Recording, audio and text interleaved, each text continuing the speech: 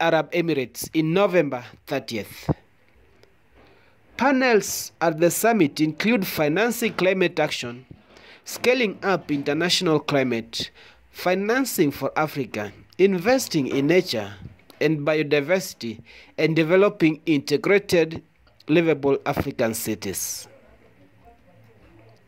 Now, who is attending the Climate Change Summit in Nairobi, Kenya? According to Kenyan Environment Cabinet Secretary Soipan Toya, at least 20 heads of states have confirmed their attendance at the summit, and 18,500 participants from across the world have registered and been accredited for the summit. About 30,000 delegates are also expected to attend the summit. UN Secretary General Antonio Guterres, a US Climate Envoy John Kerry, COP28 Director General Majid Al-Suwaidi, and COP28 President Sultan Al-Jaber are among the high-profile dignitaries who have confirmed attendance. COP28 will be the latest and the annual Global Climate Summit when it takes place in December. Cabinet ministers and business executives from across the continents are also participating in the climate talks in Nairobi.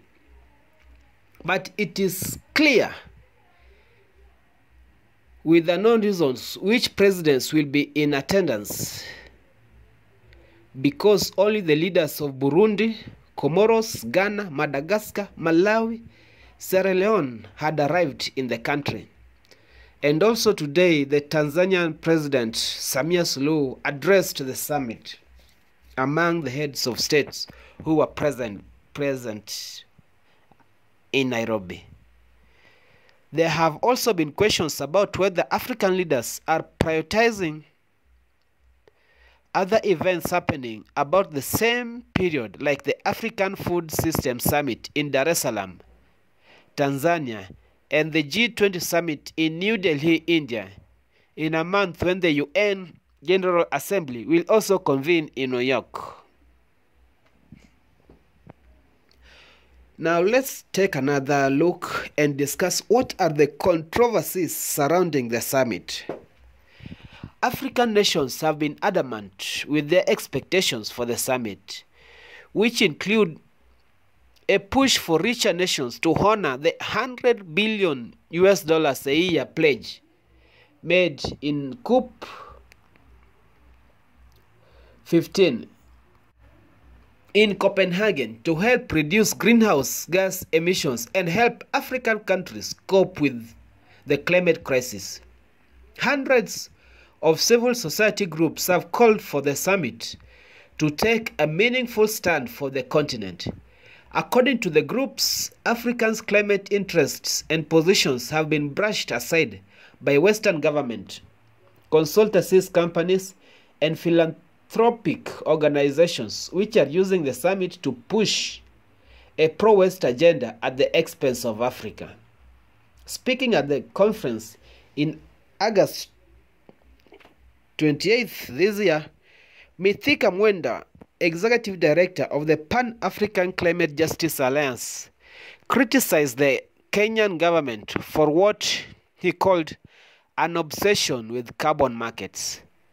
The summit must press for increasing adoption finance to Africa by more than double and ensure it is based on Africans' needs and reaches the communities at the forefront of the climate crisis, he said. More than 400 African civil society organizations have signed an open letter to Ruto in August. Some African organizations that advanced a Western agenda have been given a disproportionately huge role in the organization of the event, it said. The result is a summit agenda that foregrounds the position and interests of the West, namely carbon markets, carbon sequestration, and climate-positive approaches. These concepts and false solutions are led by Western interests while being marketed as African priorities. In truth, through these approaches will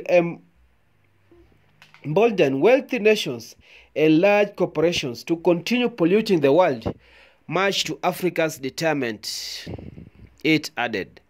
The summit has about 40 partners and only a quarter are originally from the continent. Ruto, chairman of the Committee of African Governments in Climate Change, has also been accused of doublespeak. While calling for environment conservation, he lifted a 6-year logging ban in July, reserving the previous government's efforts to mitigate damage to Kenyan forests. Neither Ruto nor the government has responded to the letter by the civil society of the organization. Let's begin as the summit continues for the whole week up to Friday, where they will end, and we'll see on the outcomes of the summit by